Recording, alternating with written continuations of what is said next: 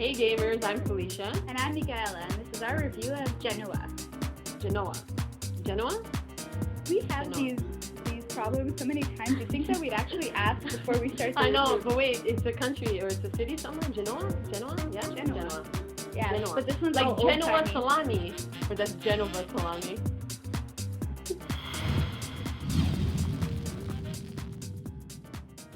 In Genoa, players are trying to complete deliveries and such inside the city of Genoa.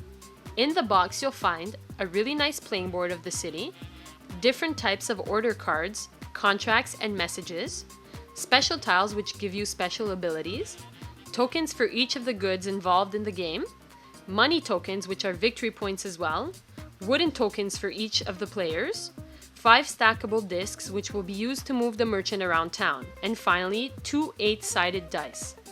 Players will play the game until the turn counter runs out. Here's how you'll set up the game. Place the board in the middle of the table and place all the cards and tiles in their respective spots. Each token has a special spot reserved for it on the board. The round marker is placed on the track according to the number of players playing. The players will choose a color and place his wooden tokens in the bushes. Each player receives 1 card from each of the 4 decks and 130 ducats.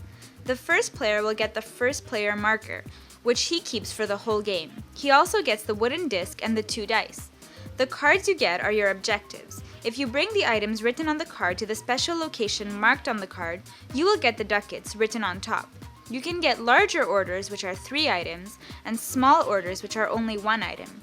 You can also be a messenger and bring a letter to 2 different locations. If the market discs are on those 2 locations during a turn, discard this card to get the ducats on that card.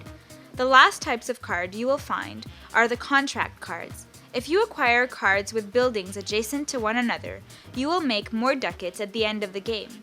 Those cards are only traded in at the end of the game. In a player's turn, there will be 3 phases. Determine the starting location, movement and actions phase, and finally, acquire buildings. Let me explain the first phase.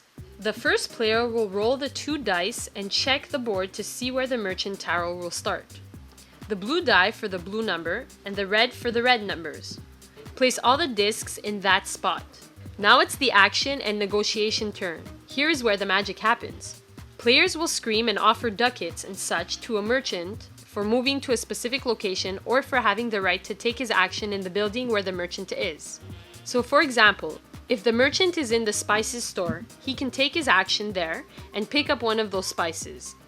Or he can accept an offer from another player and let that player pick up the spice instead. Players will tug and pull at the merchant to have the merchant go to specific places on the board. The merchant can only make 4 moves and must leave a disc behind when moving to another square. Buildings count as 1 square each, so you can move along the edge of the town pretty well. A player can only take 1 action during a turn, so if he offered to do the spice action while the merchant is there, then that is the only things he can do this turn. Once the merchant has done all his moves or has decided to stop moving, it's time to acquire buildings. Here's how you acquire buildings. You need to take an action in the cathedral. This will give you 2 of your wooden pawns. Once you have those, you can acquire buildings. During this phase, simply put 1 or 2 of your markers on the building adjacent to a disc in the street. If someone is already there, it costs you 2 pawns to remove him and take his place.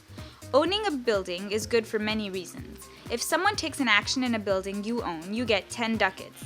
At the end of the game, you also get 10 ducats for each building you own. Once the building buying phase is over, the dice and merchant discs are given to the player to the left and a new turn begins with the roll of the dice. When the discs reach the first player again, move the round marker down 1 spot. At the end of the game, the player with the most ducats wins the game. There are 5 special tiles you can get at certain locations in the city. There's the coach wheel tile, which you can discard to choose where to place the merchant discs instead of rolling the dice. The tree tile from the park, which gives you 1 extra action when discarded.